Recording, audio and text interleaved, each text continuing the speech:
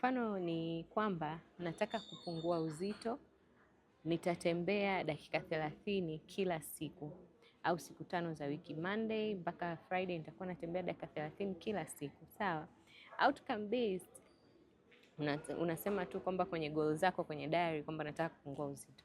Lakini ukitaka behavior based, yani unaandika tabia au kitu ambacho utakifanya ili kufikia hiyo goal yako. Sawa?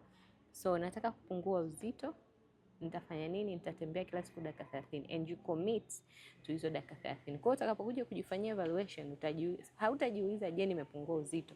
Utajiuliza je, nimetembea dakika 30 kila siku?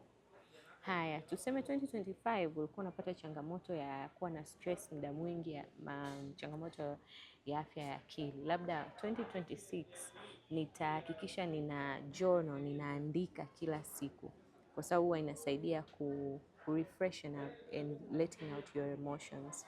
So